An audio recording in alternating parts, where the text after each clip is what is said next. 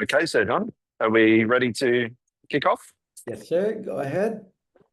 All right, very good. Magandang umaga. Welcome everyone to our Southern Cross update. As a lot of you would have found out when we ran our recent event in Manila, it's been a very exciting year for Southern Cross, and next year is also very exciting as well, with a range of new courses that include artificial intelligence, industry placements, and all sorts of excellent features. We also announced Access 26, so every student can apply for our courses and be guaranteed of getting a $26,000 tuition fee across the metro campuses and now the hotel school campuses. So a lot of really good things happening at Southern Cross. Also really exciting this week was that Southern Cross moved to become an evidence level 1 institution. So we were promoted from 2 to 1, which is great, which will definitely help us on the visa front. So lots of exciting things happening around the university. We're really glad that you could join us today. I'm going to hand over now to Mr. John Dizon, who's going to give us a bit of a data update on what's happening with student visas from the Philippines to Australia. So welcome, Sir John, and thanks for joining everyone. Mabuhay ka, Sir Adam. Thank you very much. You could see my screen, right? Not yet, sir. No. Not yet. All right, wait.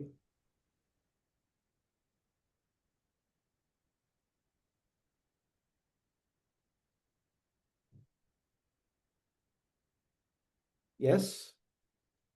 We're seeing your Zoom, not yet represent. Yes, there you go, sir.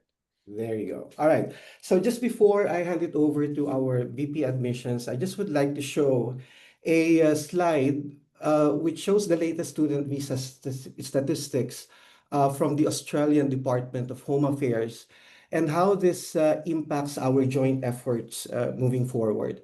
Adam mentioned earlier that SCU is now on EL1, but perhaps many of you have heard the sad news that the Philippines has remained at evidence level 3 in the most recent country risk rating assessment. While SCU's main markets like India, Sri Lanka, Bangladesh, and our neighbor Vietnam are now considered as lower risk markets rather than the Philippines, Philippines is still considered as a high risk country. This is due to the overall student visa grant rate of only 83.2%.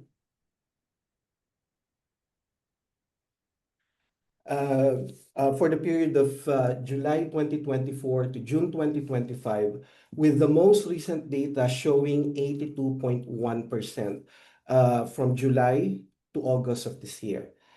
Now, it is important to highlight that the data is, the grant rate is skewed due again consistently to the vet sector that continues to dominate the Philippine visa lodgements, accounting to 58% of applications, but struggles with a very low grant rate of just 51.8%, pulling down the country's overall performance.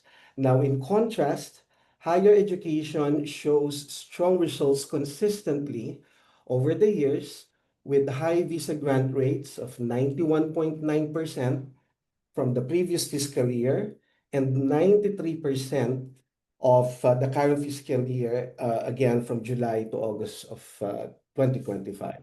This basically presents a clear opportunity for us to shift more of our efforts toward promoting higher education programs like those offered at the Southern Cross University and the Hotel School, and so that we could significantly improve our students' chances of visa success. And this has been the message that that Angel in particular is trying to send out to every one of you, that if we want a higher chance of visa success for our students, then try to convince them to go for higher ed and SCU and THS, of course.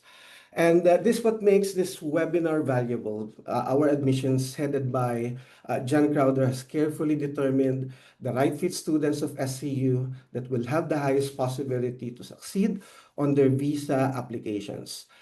So without further ado, I'm introducing our VP for Admissions, Mr. John Crowder. John, over to you. Thank you, John, and good morning to everyone there. Yeah, so I'll just start by going over that visa data, I suppose. What we're finding, although Philippines has remained at level 3, which is very unfortunate. It means we're not able to make any significant changes to our current genuine student settings, even though the bulk of the visa refusals are for the vet sector.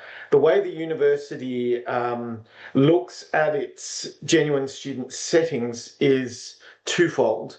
Firstly, it is the national average, and John has just shown that to you. So nationally, Philippines is considered a level 3 country. We don't break it down into vet or higher ed. We look at it as what the evidence level for the country is listed as nationally.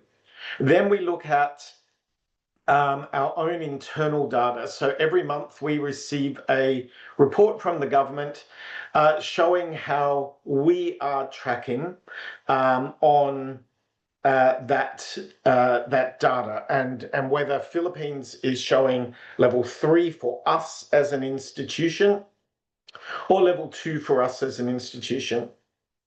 Currently, institutionally speaking, Philippines is a high level 2 for the university, but the national average kind of trumps that. So the university will look at it as level 3, even though we are tracking at level 2 at the moment. So that's why we can't make any adjustments.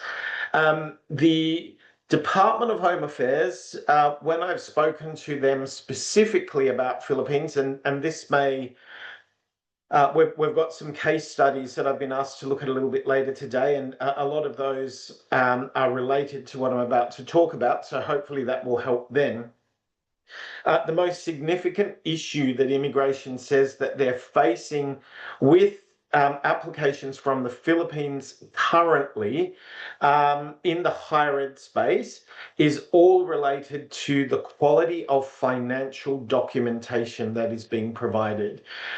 So we are still having issues in that space. I'm going to go through a visa refusal that we've had very recently that shows exactly what immigration is looking at in their own words. They've given their feedback there. But I'll do that at the end of the session. So I want to start by going through our requirements for Philippines. So I'm sharing my screen there. Hopefully everyone can see that. Again, we would strongly encourage you to bookmark this page. This is where you will find all of the information you need to ensure that your application is getting through. If you read the information at this site before lodging an application, you can be sure that if you provide everything that is required here, your application will get through without any problem. All you need to do is type Philippines into the drop-down menu, hit enter. You will then see that Philippines is listed on the left-hand side, and you have an accordion drop-down list here of everything you need to look at. Now, I'm not going to go through in significant detail because most of you will be aware of this, and this is really just an update for you. But by clicking on each one of these, you will see the requirements. The first here is the genuine student statement. That statement needs to be done in the template that you can find at this link. So clicking on that link will take you through to the genuine student statement template. That is all done within this template. The documents, supporting documents, are uploaded with this form. And once you submit, everything comes through directly into the StudyLink portal for the admissions assessor to be able to process that application quickly. Where things are held up is where the requested documentation has not been attached. We're very clear with the guidelines of what is required, particularly in relation to financial documentation. So, when you lodge a new application with us, we will guarantee you that you will get a response within 24 hours. That is usually a provisional offer if that student meets the academic and English requirements. So we'll issue a provisional offer telling the student they need to do a genuine student interview. Once they have passed the interview, then the offer will change to a conditional offer where they need to meet the remaining conditions. Most of those conditions will be financial.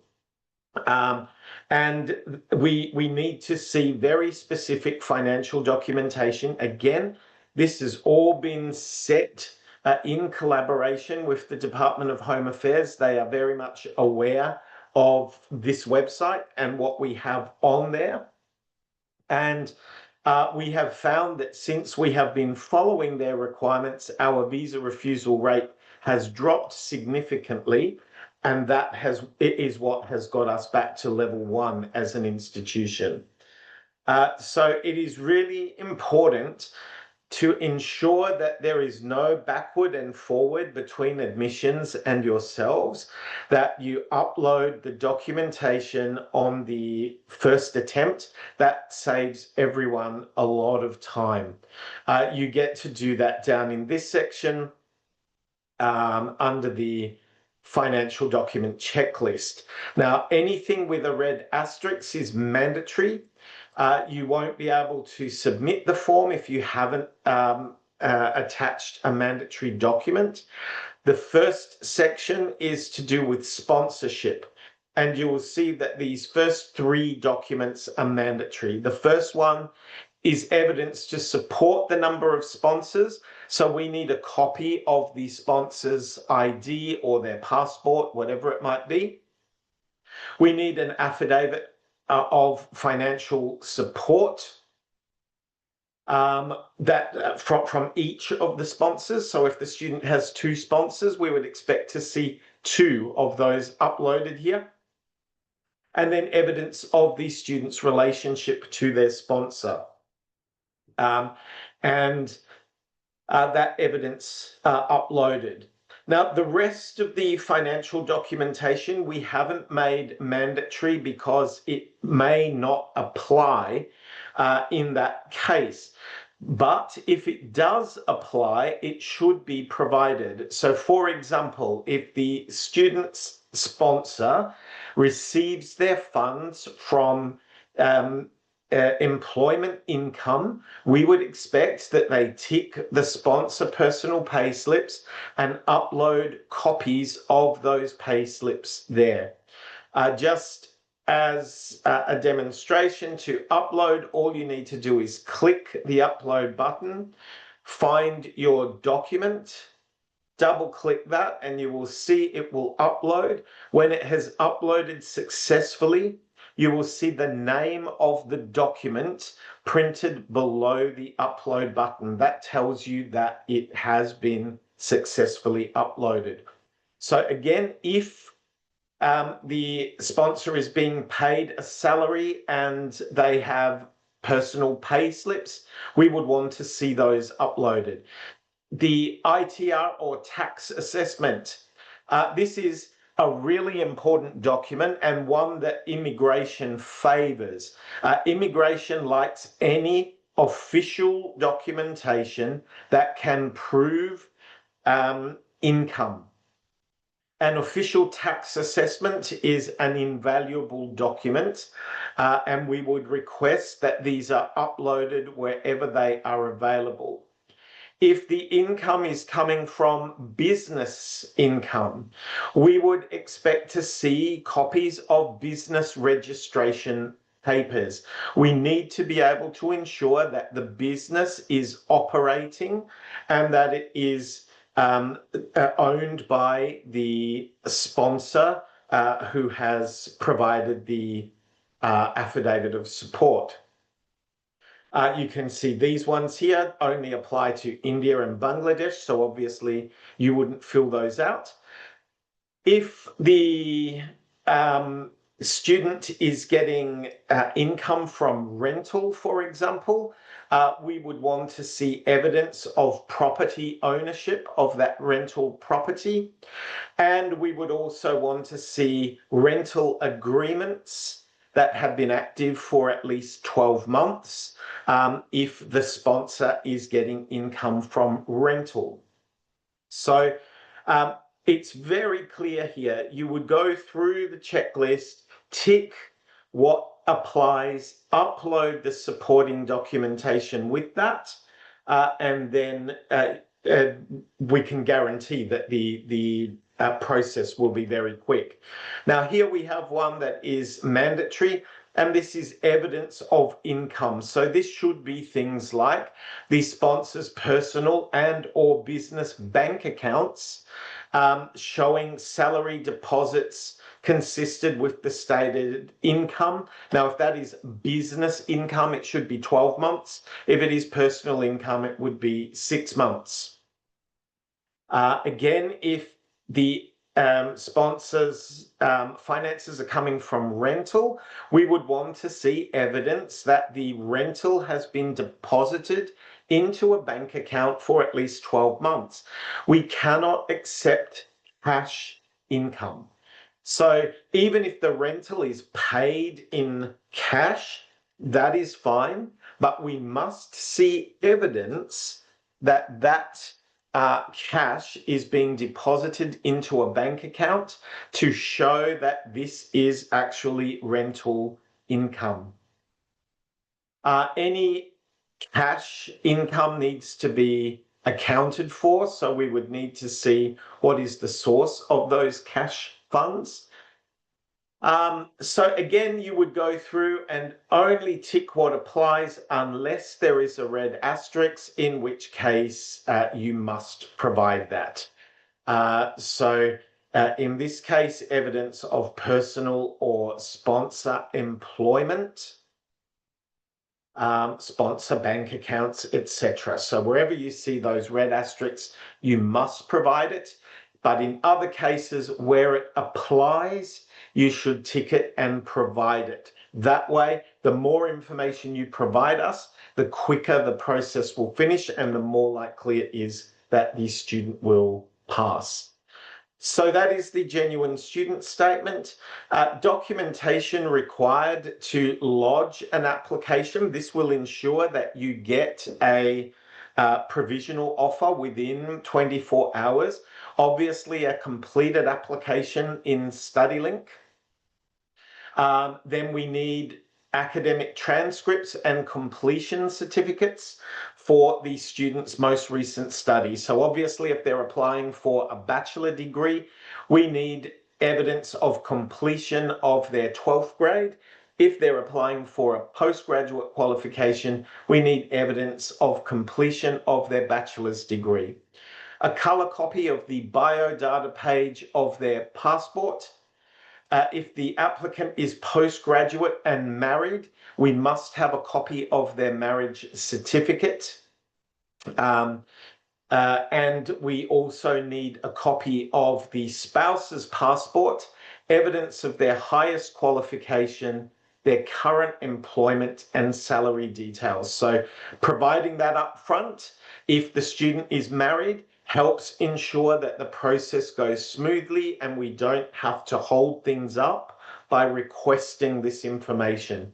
It is all outlined for you here.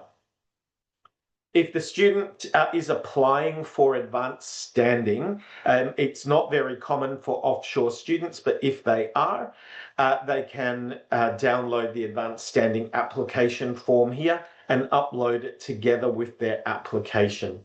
So as long as we have those minimum documents, we can assess the application and issue the provisional offer within 24 hours. Academic requirements are all outlined very clearly for you here. Undergraduate, postgraduate, and the hotel school. I won't go through that. That is fairly standard. Financials. For level 3 countries, we have very, very clear guidelines. And again, reading these guidelines will help you understand exactly what is required. And this requirement is to fit with what immigration is telling us about the financial requirements for students from the Philippines. And by doing this, we can ensure that their chances of visa grant are as high as they could possibly be. So we go through a range of things. What we require from students is that they are able to provide evidence of their living expenses, their tuition fees, and travel expenses for the first 12 months of their studies. So the tuition fees, obviously, if they're coming in 2026, that would be $26,000 plus living expenses of 29,710 Australian dollars for a single applicant. If they are married, it would be an additional 10,394 plus an additional $2,200 for travel expenses per person. So if they're married, it would be double that. In terms of evidence, we say we cannot accept cash as an income source unless it is regularly deposited into a bank account, and we can see evidence of that. Any large cash deposit must be accompanied by evidence of the source of funds, and financial documentation must be backed up by official evidence such as tax assessments, bank statements, or other government documents. We do not accept 100% education loans.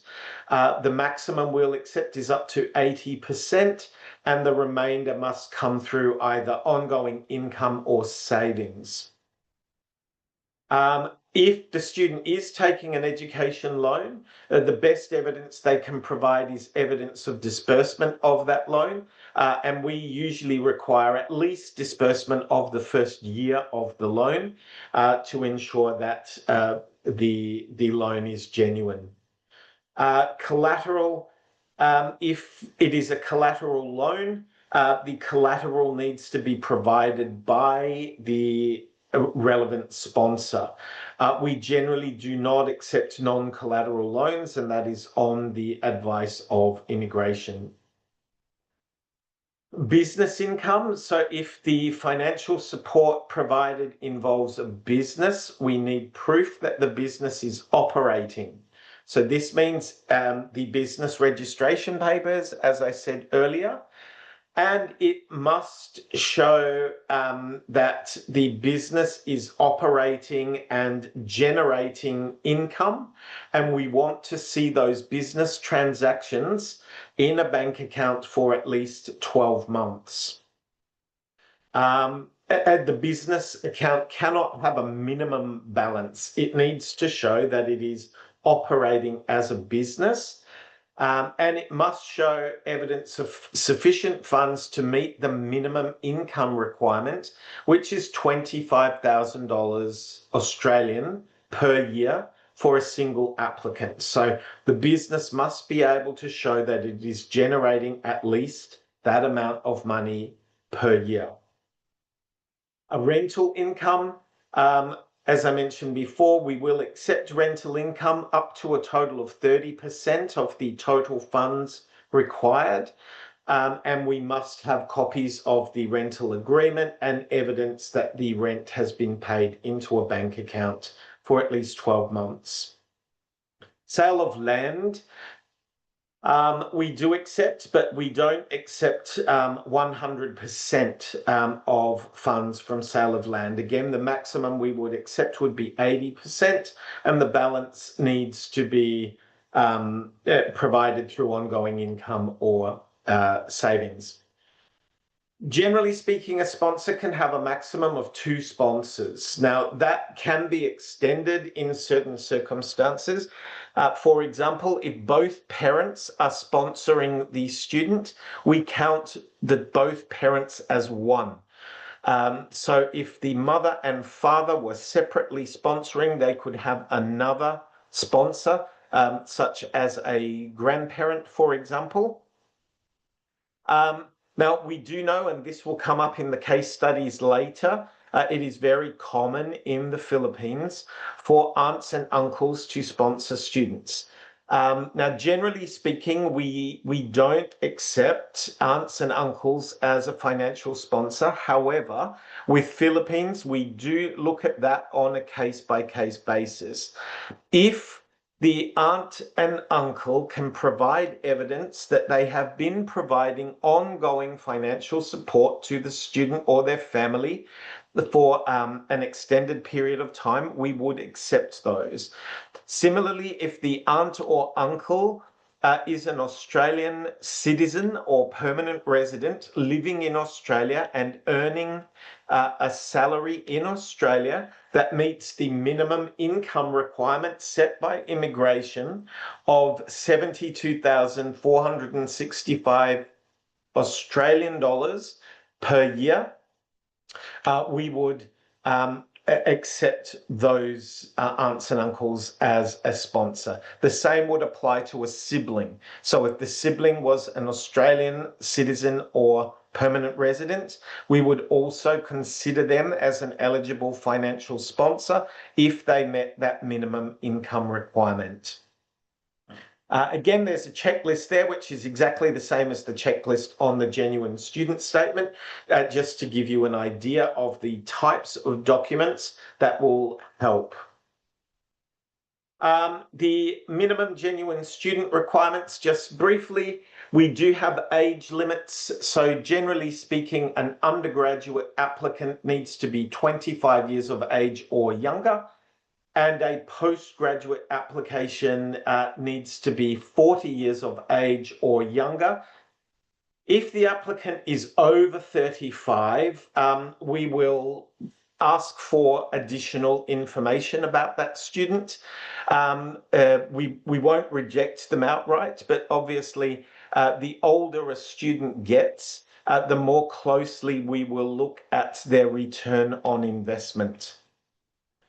I know this will come up later as well. Generally speaking, if a student has commenced a degree in their home country, so they're currently studying a bachelor's degree in the Philippines, and they want to leave that degree without finishing and come to Australia to do a degree, we generally don't accept students in this situation. Immigration has advised that it is difficult for such students to convince them that they're a genuine student because they have shown that they already have access to education in their home country. They've commenced a degree in their home country. They would need to have a very strong explanation for why they are not going to complete it there and now want to come to Australia to do it here. Gaps in general, we have a rule of a maximum of 12 months for undergraduate students. So this is 12 months from completion of their 12th grade. For postgraduate students, we have extended this significantly. You may remember that we used to allow 5 years. We now allow up to 20 years, but we will look at the students' background. So if the longer the gap is, the more evidence they will have to provide to show their employment history and that what they're intending to study is in some way related to their employment history or is going to help them get a better job when they return to the Philippines. And obviously, we will look at the return on investment to see whether or not that makes sense from a financial perspective. Married applicants, we don't accept married applicants if they're undergraduate students. Postgraduate students, we do. They must have been married for at least 12 months at the time of application, not at the time of commencement of their degree. It must be 12 months at the time they apply. Generally speaking, we don't accept married applicants with dependent children. Again, immigration has advised it's difficult to prove that they are genuine when they're coming to Australia with children. It's perceived in a negative light. We're not saying it's not possible. Applicants studying in Perth, for example, we will look at those on a case-by-case basis. The reason for that is that the Western Australian government has a different approach when it comes to children of international students. They are eligible for free education in Western Australia, whereas in the other states they are not. So that is looked at differently. Specific requirements, students need to complete the genuine student statement. They must provide the financials as listed, and an interview will be required for students from level 3 countries. So that is basically the requirements as they currently are for the Philippines. We've also created this AI tool here where you can ask a question that will help you find information in this document a lot easier. For example, you could ask, what are the financial requirements for students from the Philippines? And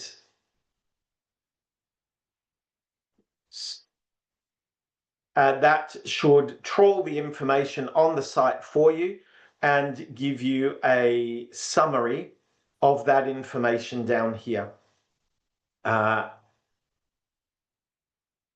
There you go. So that will be all of the financial information that you need. So you can test it out, asking it any questions. We've tested it quite extensively and it is working very well. So we do encourage you to use that. Again, as I said, please do bookmark this page. It's really useful information and it is there to help you get everything you need.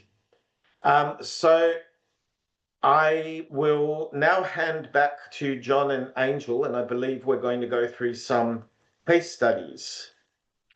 Angel? Yes. So thank you so much for Jancy and Jandy. Hi everyone. So I'd like to share a few common scenarios we frequently experience here in the Philippines, and then I'll use this as a starting point for discussion and how we might interpret such cases, and more importantly, how we can support our agents and students in preparing stronger applications. So let me share my screen so that we have a visual before we go to a lot of questions in our chat box. Okay, so I hope everyone can see my screen now. Yes. Okay, so let's start urgency for study gaps and local degree pathways. Is it common? It is quite common for students who finish year 12 to take short semester or start their studies at local university while preparing their documents and finances to study abroad. From their perspective, agents and students. This shows academic continuity and readiness rather than a prolonged gap. So, how do we treat such situations, especially where the gap extends slightly beyond 12 months or involves partial local studies? Mm. I think the key words are in that slide is from their perspective. That is probably a misconception. It is not from the perspective of immigration. We've been told very, very clearly, as I mentioned earlier, that a student who commences a degree in their home country that they do not intend to complete should be considered high risk and very difficult to convince us that they are a genuine student. This is why we allow a 12-month gap from completion of 12th grade to the commencement of their bachelor studies. That is to allow students to have time to take a break, to prepare for IELTS or prepare for, researching universities, moving to a new country. And it is considered that 12 months is generally enough for the undergraduate students. A few years ago, we actually signed a statement with our Vice Chancellor to say that we would not accept students who had commenced a degree in their home country because we had seen a significant increase in visa refusals for students in that situation. And since that time, we have not allowed that. Now, so basically, if a student commences a degree in their home country and is not intending to complete that, we would usually not accept them. There may be some cases where, let's say the student's father has got a visa to come and work in Australia or something like that. Well, then, of course, in that situation, we would allow it. But if it is just the student on their own, probably not. If the gap extends slightly beyond 12 months. We're not going to say exactly 12 months, that's it. If it goes to 13, 14 months, we will look at those on a case-by-case basis and allow them through. Once it starts getting out to 18 months or close to 2 years, it is unlikely. Understood. I hope everyone had a notes for that. Okay. Next question or scenario, sir, is in sponsorship flexibility and extended relatives. So earlier you mentioned that you will be looking for a case by case basis if it's uncle. But of course, here in the Philippines, it is common for extended relatives such as aunts, uncles, siblings, in-laws, or even godparents to take the role of sponsor for students' education. Many of them have been providing consistent support for years, which reflects both cultural practice and genuine financial commitment. How we might best prepare or approach such cases moving forward. Okay, so out of that list, we currently accept in-laws. So in-laws are an acceptable sponsor. As I mentioned earlier, we generally don't accept aunts and uncles and siblings or godparents. And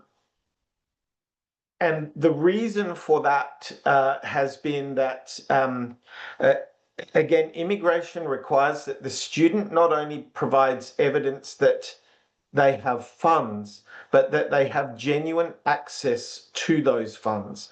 And the more further removed the sponsor is from the student, the less likely it is that they actually have genuine access to those funds. However, we are aware that the Philippines is a particular case, and we will look at these on a case-by-case basis. The important thing that has been noted in this slide is where it says many of them have been providing consistent support for years. If you can provide evidence of that support, we will accept the sponsor, because again, immigration has said in such cases, this makes it clear that there is genuine access to those funds because there is evidence of this going on over a number of years. So in such cases, yes, we will be able to do that. And I will be shortly updating our online tool to reflect that more clearly there, to show that we will accept these, but as I said, on a case-by-case basis. So parents, grandparents, parents-in-law, and spouse are always accepted as a sponsor. Aunts, uncles, siblings, and godparents, that would only be a Philippines thing. I don't think any other country we ever get asked about godparents. But these ones we would accept in those situations where they can provide evidence of ongoing support. Thanks, John. Follow-up question. For example, for siblings, common here in the Philippines that the oldest or the elder will be the top priority for completing the education. Then after that, the eldest is the one who will support the other siblings. So in terms of the support or evidence, maybe a graduation picture that the elder or able to join the graduations for the siblings, and then besides on that, the pictures, other documents like um community or what they call this, other organizations, or maybe John, other clarifications for what evidence that they can show. That they've been providing support. Yeah. So if you're saying that they've been providing financial support, there must be some evidence of them doing that, like evidence of them providing funds to the family or the student, that type of thing. I can't really tell you exactly what sort of document to provide because it will depend on the situation. But as long as they can provide that evidence, then we would generally approve that. The one thing that we have to be careful of, and this is where, when we talk to immigration about this, the reason more distant relatives are a problem is, let's say the student's uncle is supporting them. The uncle is married and he has his own children. The first priority for that uncle is to support his own family.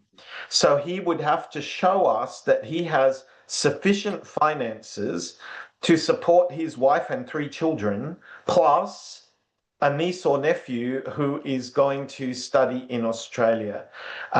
So I guess in those situations, we would expect that the uncle has a very strong income if he is married and supporting his own family. Understood that. Yeah. Okay, thank you so much, sir. So moving forward for our third scenario, business income documentation, seasonal or cash basis. Many families rely on seasonal or cash basis livelihoods such as fish ponds, farms, seafaring, or small trading businesses. While the income is genuine and often sufficient, it can appear irregular in records because earnings are invested or held outside of banks, making formal documentations look inconsistent. This can create a gap between actual financial capacity and the paperwork presented. How could this be better represented with admissions, and how students might be guided to prepare stronger documentation? So I'm going to share my screen again now, and this is where I want to show you a visa refusal that we just received yesterday. And these are the exact words of immigration, and I've highlighted them in red for you. We were very surprised about this visa refusal and the wording. And what we are seeing lately is immigration paying much closer attention to financial documents. So here in this one, we see the applicant stated that the proposed course will be financially supported by their parents and sister who is residing in Australia. According to the evidence provided in support of their application, I note that the applicant's sister is operating a small business in Australia according to the provided tax assessment and business registration. While I acknowledge that the applicant has provided some evidence to demonstrate their sister economic circumstance, I find that they have provided limited details with regards to employment and business activity of their parents in the home country beyond evidence of land ownership and savings accounts. In considering the evidence of their parents provided, I find that the evidence of land ownership doesn't sufficiently suggest strong economic circumstances in home country, given that land is easily relinquished and the amount of fund declared without appropriate accompanying evidence cannot demonstrate the earnings generated by their parents. So this is very clear. It backs up what immigration has told us time and time again. If the student claims that they, or if their sponsor claims that they make this much money, they must be able to prove that they make that much money. And immigration looks at formal documentation. This is why we always tell students, if you are planning to study overseas, it is not something that you can just make up your mind one day and think, well, next month I'm going to Australia. You have to prepare well in advance. And for people who are making an income from a cash economy, our recommendation to those people is that they prepare at least 6 months in advance, start depositing, making regular deposits into a bank account to show that there is regular income coming in. So I think that clearly answers that question. We understand that, you know, the student might not be able to show evidence of income, but they own a lot of land, or you know, they're doing a farming business, but it's all based on cash income. But as you can see from this very recent visa refusal, immigration is saying we're not happy with that. If you can't provide us documentation, it is likely we will refuse the visa. Okay. Um, Thanks, John. So it really important for us to have a documentations at least 6 months. If happens, as I mentioned by John, if happens that they do a business in cash basis, start to do deposits at least 6 months. Understood, sir. Okay, let me share my screen again for the last scenario that I have here. Eligible sponsors and alternative financial proof. I think it's still related on that scenario. Families sometimes face challenges in presenting traditional financial proofs, even when they have the genuine means to support the students. For instance, property ownerships may not be reflected in bank statement. As I mentioned, some property is named in their personal or not a company bank statement. Family businesses are often registered under another relative's name, and tax records can appear irregular when income is seasonal. Are there any alternative forms of documentation we can provide so that it shows a clear picture of genuine financial stability and how such cases might best be approached? Okay, so I think we've answered part of that in the last one. So here it specifically talks about property ownership. You saw in that visa refusal, immigration has said we don't put a lot of faith in property ownership. We need to see actual income. Now, in terms of seasonal income, um, that is not really a problem. So, for example, we get a lot of students from the north of India, where the income is solely agricultural, and that agricultural income depends on, they might have one harvest a year, and that harvest has to last them for the whole next year and until the next harvest comes. That is fine. What we need to see, um, and I don't know what sort of documentation they have in the Philippines, but in India, for example, a farmer can get a statement from their Board of Agriculture to say that you have a farm, your farm is registered, your farm earns this much money per year. It is not coming in every month, but this is the total earnings of that farm for the year. If you provide us that statement and provide us evidence that that amount of money is in a bank account and that you have genuine access to that, then that's not a problem. We don't have to see income coming in every month. We just want to see that the annual income meets that requirement. Yeah. Okay. Thank you so much, Sir John Crowther.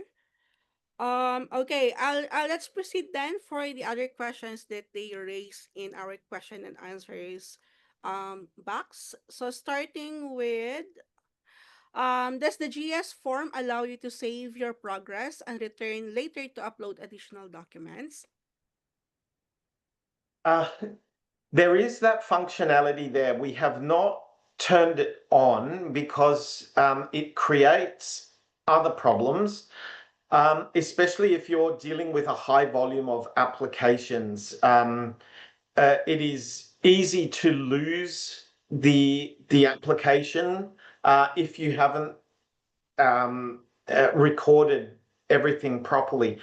We're currently looking into that and hope to have a solution soon.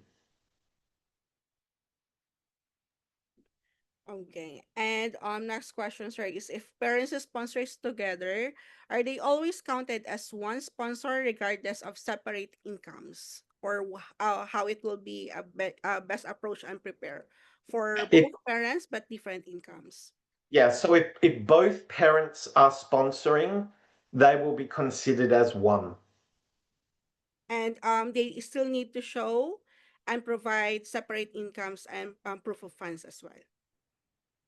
Well, if they're both sponsoring, yes, they do. But if it's only the father sponsoring, then obviously the mother doesn't have to provide anything. Yep.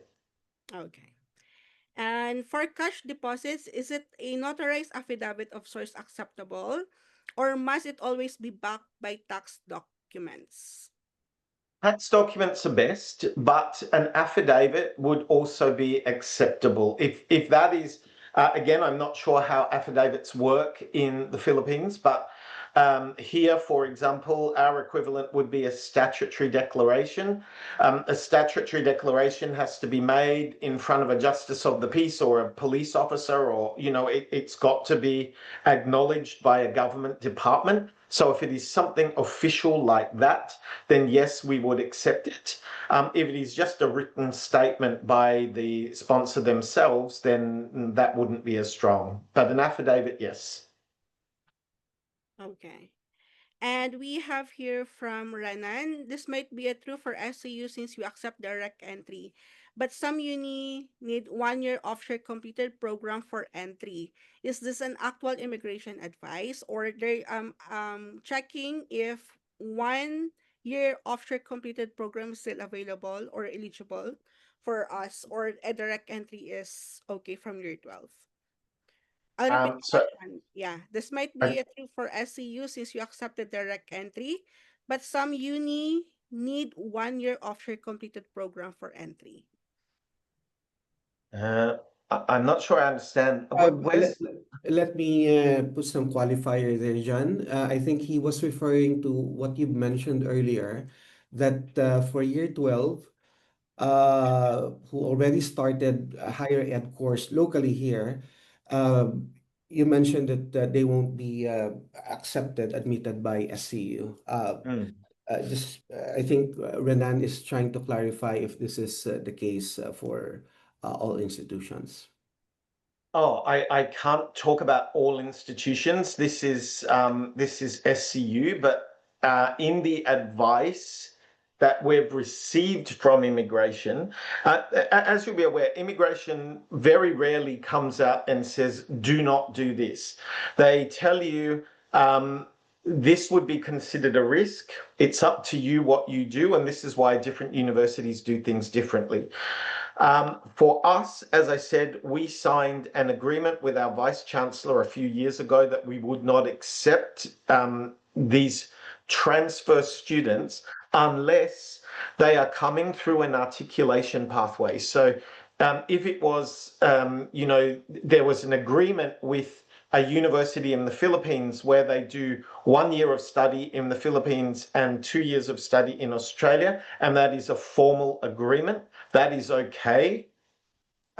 Because it is part of a established articulation program. But if it is just a student starting a degree in the Philippines and then deciding, I don't want to do it here anymore, I want to do it in Australia, that is where it becomes more problematic.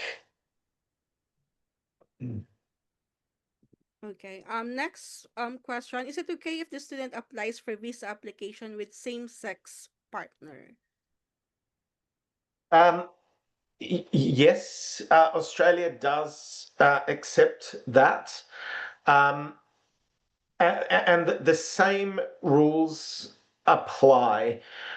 So I don't know whether same-sex marriage is allowed in the Philippines. It is allowed in Australia. If the same-sex couple is married, it is a lot easier than a same-sex couple who is not married. And the same would apply to an opposite-sex couple. So a married heterosexual couple is a lot easier than a de facto relationship where they're not married. So there's no discrimination between whether it's same sex or opposite sex. But it is always that a married, it's a lot easier to prove the genuineness of a relationship where there's a marriage. The reason for this is, and this doesn't necessarily relate to the Philippines, but there are a lot of scam marriages out there where students make arrangements with another person's family to get married and bring them to Australia. But they're not really genuinely married. They're just trying to get them into the country. So this is why we prefer that if they're a couple, that they're married.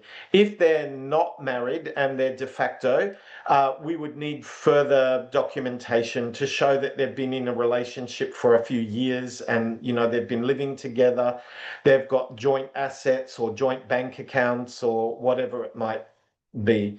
Do they allow same-sex marriage in Philippines? Um,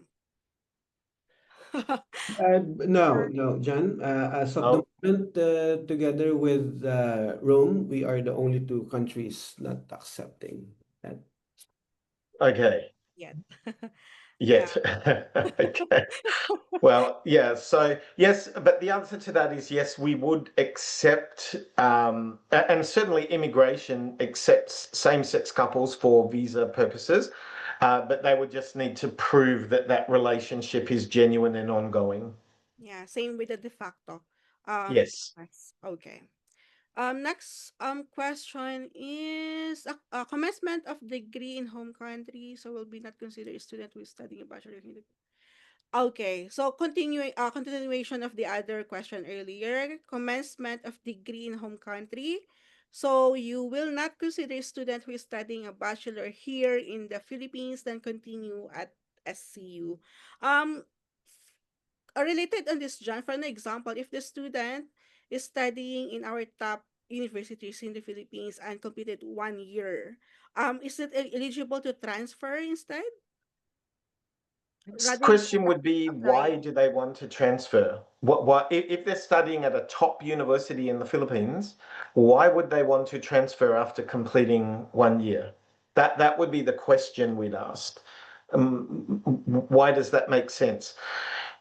If the student was going to apply for advanced standing, so apply for credit for what they'd studied in the Philippines, we may consider that. But if they were saying, no, I'm going to start over again in Australia, we would probably reject it.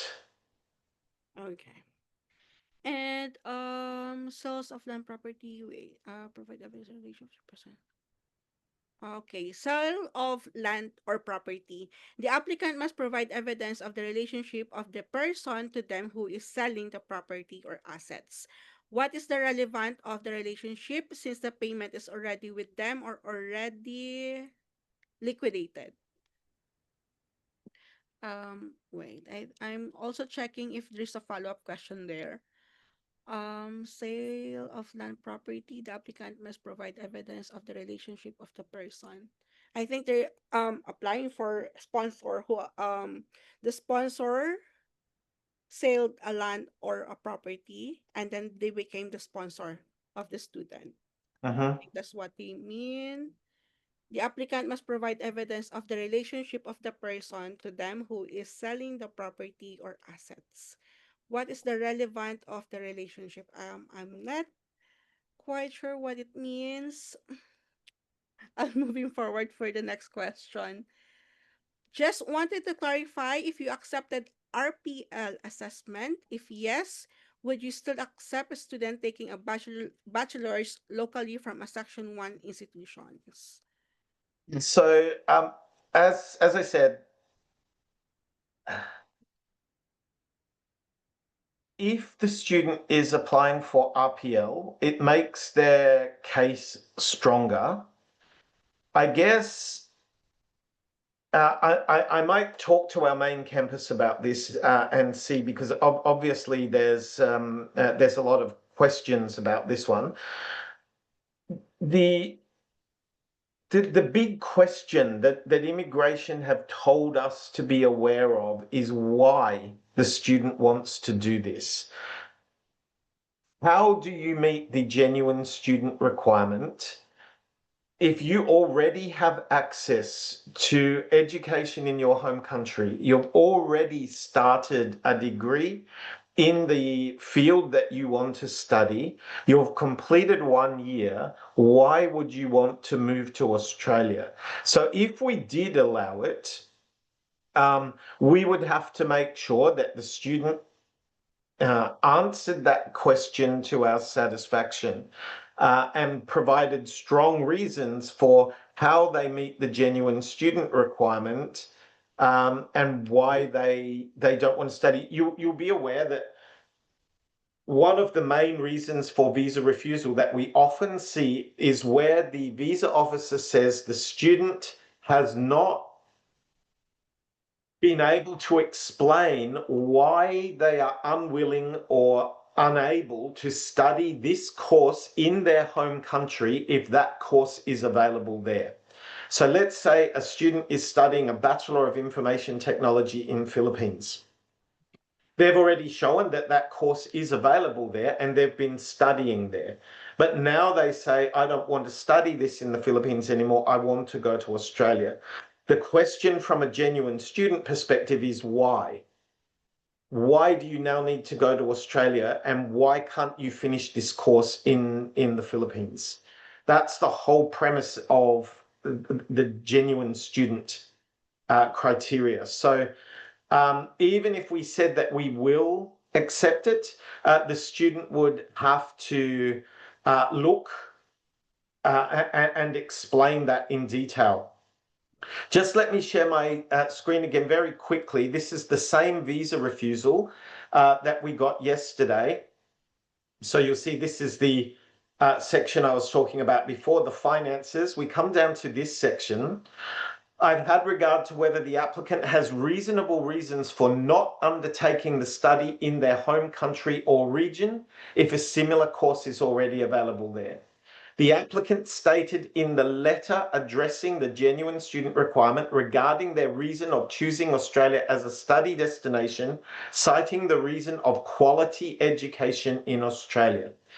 Against this, I noted that there's limited details provided which indicates the applicant has substantially investigated similar courses offered in home country or region beyond mentioning that they have had considered options available in their home country. As a result, the lack of consideration and research by the applicant raises concerns regarding their genuine motivation to study in Australia. Therefore, I am not satisfied that they have conducted sufficient research into education options available to them in and outside Australia, which would be expected of a genuine student.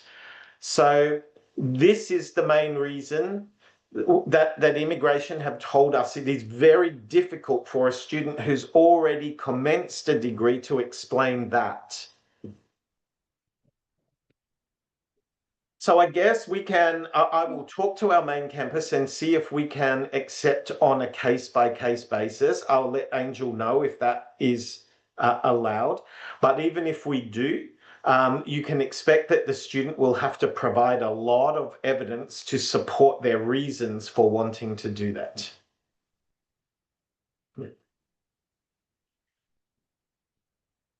Understood, sir. Okay. I think, excuse me. I think that's the last questions that we have today. Any more questions from everyone before we wrap up?